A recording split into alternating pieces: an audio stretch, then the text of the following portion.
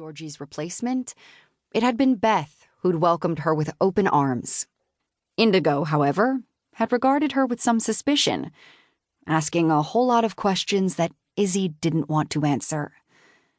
She couldn't blame Indigo for her suspicion, though. Leaving Houston for LA, then going on to New Zealand had been a spur-of-the-moment decision she'd made in a second of intense rage, which hadn't left Izzy with a lot of time to let them know to expect her. Indigo and Beth were from Deep River, Alaska, where Izzy's brother Zeke also lived. They were on their way to start a new business in Brightwater Valley, New Zealand. She'd met Beth and Indigo once before while visiting Zeke, and while she didn't actually know them, she'd been able to recognize them at the airport, at least. A third woman, Georgie, was supposed to have joined them, but she'd had to pull out at the last moment, so Izzy had thought to take her place. Nothing whatsoever to do with the cancellation of her wedding or being ousted from the board of her family's company. Nothing at all. "She won't go over the edge," Izzy said with calm reassurance. "Are you sure you don't want to come and look at the view?" Indigo had one hand over her blue eyes. "Oh, absolutely sure." "Okay, I'll only be a second." Izzy undid her seatbelt and got out of the car, checking the road once again for any traffic before going over to where Beth stood, right on the very edge of the cliff. The gravel crunched beneath the soles of the expensive and brand-new hiking boots she'd bought at the last minute in Houston. It was supposed to be midsummer here, but a cool breeze that had to have come directly off the mountains surrounding the valley made her pull her equally expensive, brand-new parka tighter around her. Beth was in a t-shirt and jeans, her long, white blonde hair blowing around her face. It was clear she did not feel chilly in the slightest. But she wouldn't. She was from Alaska. "Isn't this amazing?" Beth held out her arms at the vista before them.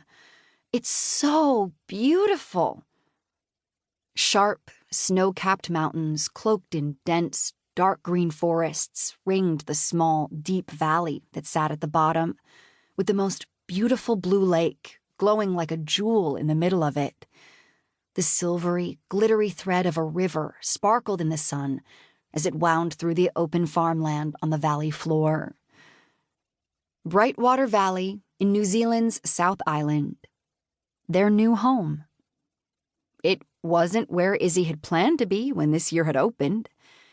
She'd thought she'd be married, she and Josh shopping for a new home in Houston. She'd thought she'd still be working at Montgomery Oil and Gas, engineering a new direction in green energy for her family's company. She hadn't known that only a week earlier, the company's board would inform her that while they loved the company's new direction, they couldn't in good conscience keep progressing with the remnants of the old guard still at the company, Izzy being the old guard. Or that, as she was still reeling from that news, at a gala celebrating Montgomery's new focus that same night, Josh would tell her that he couldn't marry her and that he was in love with someone else. Which had been when the intense rage had come in. She'd stood there on the white marble balcony of the gala venue, resplendent in the red designer gown she'd spent half her month's salary on, realizing that she was here to support a company who'd gotten rid of her like she was yesterday's trash, and the man who should have been her support and comfort the way she'd been his had dumped her on the same day. Izzy wasn't a woman who lost her cool. She was always calm and unflappable. But that night, her cool had evaporated into a cloud of hurt and fury. And since hurt wasn't useful, she'd fully embraced fury and a desire to get as far away from Houston as possible. Zeke had told her in passing a couple of days before about a new Deep River initiative with their sister city of Brightwater Valley, something about starting new businesses to encourage growth. He'd muttered something about people from Deep River volunteering to make the trek down to the bottom of the world, but that one of them had pulled out.